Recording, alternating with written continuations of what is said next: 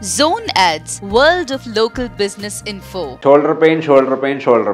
So, ఈ రోజు మనం మాట్లాడుకునేది పర్టికులర్గా షోల్డర్ పెయిన్. ఈ షోల్డర్ పెయిన్ అంటే ఏంటి? చాలామంది కూడా చూస్తున్నారు.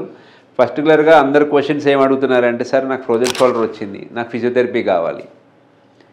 ఎందుకంటే అది ఏ పెయిన్ అనేది పక్కన పెడితే భుజంలో నొప్పి వస్తే షోల్డర్ జాయింట్ మూవ్మెంట్ చేయలేకపోతున్నారు అంటే చాలు ఫ్రోజన్ షోల్డర్ ఇదే డయాగ్నోసిస్ జరుగుతున్నాయి. సో చాలామంది పేషెంట్స్ కన్ఫ్యూజ్ అవుతున్నారు, చాలామంది భయపడుతున్నారు కూడా, no doubt about it. But అన్ని షోల్డర్ పెయిన్స్ ఫ్రోజన్ షోల్డర్ అయినా కాదు. ఎందుకంటే షోల్డర్ పెయిన్ అనగానే ఫస్ట్ సిమ్టమ్స్ ఏం అడుగుతున్నారంటే, నైట్ టైం పెయిన్ వస్తుందా, రైట్, తర్వాత నైట్ పడుకున్నప్పుడే కదా రైట్ పెయిన్ వస్తుందా, ఆ షోల్డర్ మీద పడుకున్నప్పుడు. నెక్స్ట్ చెయ్యి వెనక తిప్పలేకపోతున్నాను సార్, చెయ్యి ఇలా అంటుంటే పెయిన్ వస్తుంది సార్, అది ఫ్రోజన్ షోల్డర్ అయిపోయింది కాదు. సో ఫ్రోజన్ షోల్డర్ అంటే పర్టికులర్ డయాగ్నోసిస్ ఉంటుంది, గుర్తుపెట్టుకోండి.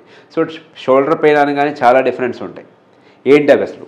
ఏమేంటంటే, ఒకటి ఇంపింజ్మెంట్ సిండ్రోమ్ అంటాం. అదేమిటి?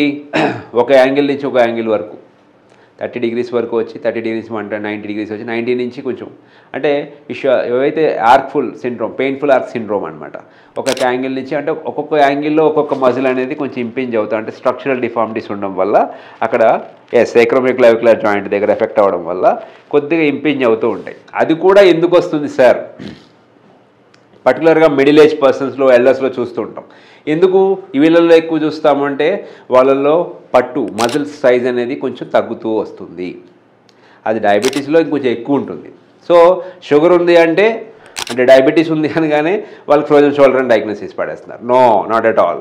సో షోల్డర్ ఫ్రోజన్ షోల్డర్ అంటే షుగర్ ఉన్న వాళ్ళందరికీ వచ్చేస్తుంది అనేది కాదండి. ఓకే, అది 10% ఆఫ్ ద కాంట్రిబ్యూషన్ మాత్రమే ఉంటుంది. అది కూడా ఏంటి, ఎందుకు అదంటే, ఫ్రోజన్ షోల్డర్ అది డయాబెటీస్ పీపుల్లో మాత్రం ఒక మజిల్ లాస్ అనేది కొంచెం నార్మల్ పీపుల్ కంటే షుగర్ ఉన్న వాళ్ళలో, డయాబెటీస్ ఉన్న వాళ్ళలో కొంచెం ఎక్కువ ఉంటుంది మజిల్ లాస్ అని. ఎస్, వాళ్ళు వాడే మెడికేషన్స్ ఎగ్జాక్ట్లీ మెడికేషన్స్ వల్ల వచ్చే ప్రాబ్లమ్స్ అనమాట. సో ఆ సైడ్ ఎఫెక్ట్స్ అంతే. ప్రాబ్లమ్స్ అంటే పెద్ద పెద్ద ఏవి వచ్చి భూతాలు వచ్చేవు, సైడ్ ఎఫెక్ట్స్. మెడికేషన్స్, ఏ మెడికేషన్ సైడ్ ఎఫెక్ట్ లేకుండా ఉంటుంది? అవునా కదా? కొంతమంది గ్యాస్ట్రైటిస్ ప్రాబ్లం రావచ్చు, లేకపోతే ఇంకోటి whatever it may be. So sugar ఉంది అంటే, నైట్ టైం పెయిన్ వస్తుంది అంటే ఫ్రోజన్ షోల్డర్, లేకపోతున్నారంటే frozen shoulder. No, make sure of అసలు షోల్డర్ పెయిన్ అంటే ఫస్ట్ డయాగ్నోస్ చేసి ప్రాపర్గా అది ఫ్రోజన్ షోల్డరా కాదని చెప్పేది మీకు మాత్రం మళ్ళీ ఫిజియోథెరపీ డాక్టర్ మాత్రమే అండ్ ఆర్థోపెడిక్ డాక్టర్ మాత్రమే, గుర్తుపెట్టుకోండి. సో ఇలా వెళ్ళలేదు, లేకపోతే ఇలా రావట్లేదు, ఇలా తిప్పలేకపోతున్నాను, ఓకే, ఇలాంటి డిఫరెంట్ క్రైటీరియాస్ అన్ని చూస్తుంటాం. మాకు ఒక డయాగ్నోస్టిక్ ప్యాటర్న్ ఉంటుందండి ఫిజియోథెరపీ డాక్టర్స్కి.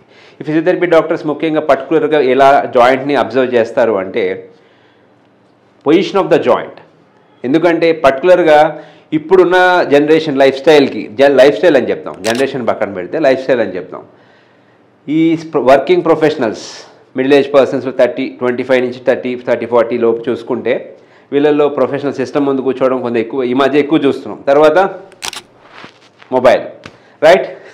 ఈ మొబైల్ వచ్చిన తర్వాత కూడా మనం స్టూపింగ్ పోస్చర్లోకి వెళ్తున్నాం కదా. దానివల్ల ఇక్కడ జరిగేది ఏంటి అంటే, మన బాడీ రైట్ ఇలా వెళ్ళేటప్పటికి ఏమవుతుందండి, ఇక్కడ ఈ షోల్డర్ బ్లేడ్స్ అనేవి ఇలా ముందుకు వెళ్తున్నాయి.